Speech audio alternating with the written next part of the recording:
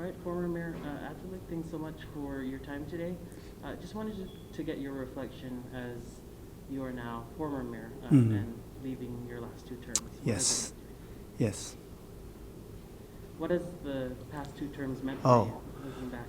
Well, I can say this that I really enjoyed. I'm honored to serve the people of Rota for two 4-year terms, and the thing that really stuck out in my mind the most is the leadership of Rota inability to sit down and discuss the issues affecting the people of Rota and the island.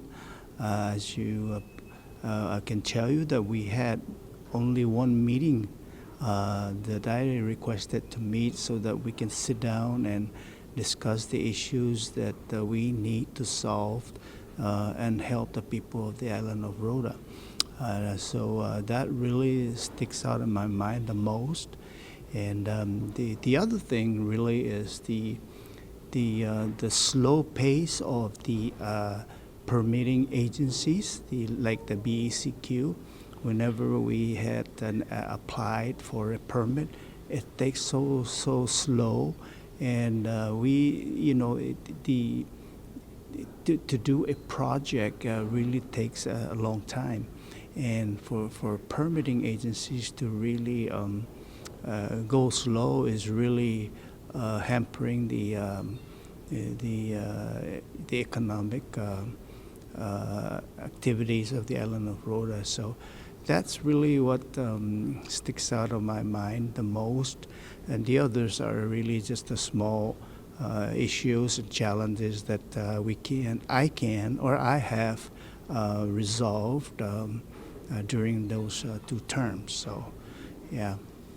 What would you say are some of your biggest accomplishments looking back? Looking back, 4-year term, 4-year term, I would say that the thing that really stuck out in my mind was that I have made the employees or turned them into rather a civil service, almost close to 90 employees. And that's a good thing, because at least that tells me that we have secured the lives of for them and their families. They do not have to worry about political hiring anymore. They should feel safe and being helped during their career. So that is really what I remembered and stuck out in my mind as well. And the other thing is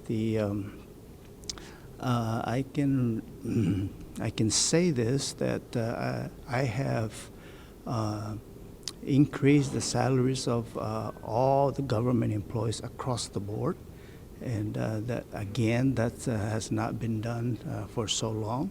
And I felt that it is important that we economically we increase their buying power, and so that the economy will grow, and that's what I've remembered the most and appreciated the most.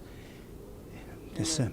What have been some of the biggest challenges, just reflecting back in 2015? Since then, we've had a pandemic, and we're now facing possible austerity measures. Mm-hmm. So what were some of the biggest hurdles you had to overcome as the mayor of Rota? Well, you mentioned pandemic, and that is so true. Unfortunately, the COVID-19 pandemic really hit us hard globally, and that really had changed our lives, the way we live. We are not used to wearing masks then, and it has changed our lives. And that really stuck out in my mind the most. And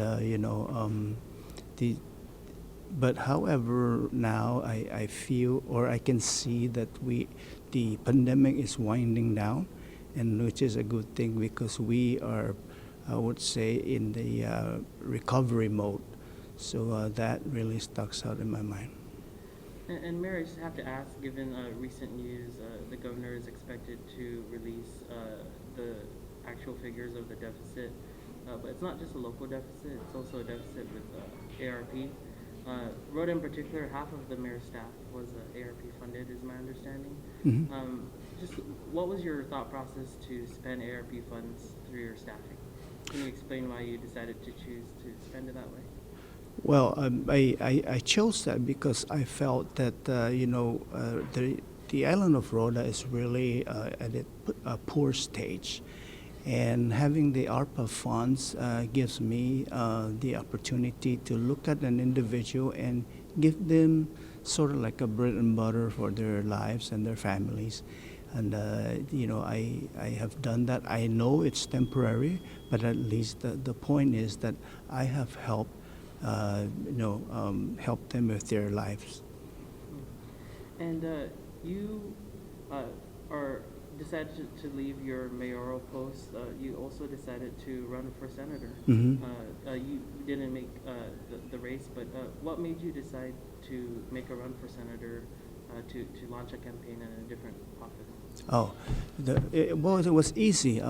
The reason I decided then is because I felt that the office of the mayor needed help in the legislature, and I felt that if I were elected, I would do my very best to help the island of Rota, the people of Rota, because being a mayor, I truly understood the hardship that I experienced, and I felt that I can be a big help should I get elected. Unfortunately, I didn't make it, but my heart is still with the island of Rota. So some people might be wondering what you're doing next. Can you share us what your plans are? Oh, well, right now, I must say thank you for the Mayor Aubrey. I work for her now. It's sort of like a reverse role. So I am appointed as the CIP coordinator for the Mayor of Rota, to help the island of Rota. I have experience in that field, and I felt, good about it, and I felt that I can be of big help. And are you aware of some of the big CIP projects? What's the top of the list for CIP right now? Oh, right now it's for example, the FEMA projects. As you know, FEMA, or I should say Typhoon Mangkhut damaged the island of Rota extensively. And up to now, unfortunately, we're still pending. And I would like to push that, because there are a lot of projects on the island of Rota that can really move forward. And I'm going to focus my time and efforts in making sure that this really happens. So yes, the FEMA is one of them. The Route 100 is another issue. Which road is that one? Route 100? Which road? It's the around the island Oh. road, yeah. Yeah, so that is really a challenge in itself because of the heirs of the landowners. I will really have to sit down with the owners of the land and come to an understanding on the projects, and that I have to make them understand that it's really helpful for the island of Rota to take care of the Route 100, which is the island around the island road. And I wanted to talk about Mayor Holkok. She was a longtime staff member under your office. But what does it mean for you to see your former staffer assume your position and make history in the CNMI, not just as the first elected female, but also as the youngest mayor? Well, I'm very happy. First, as you say, it's to me it's a historical event.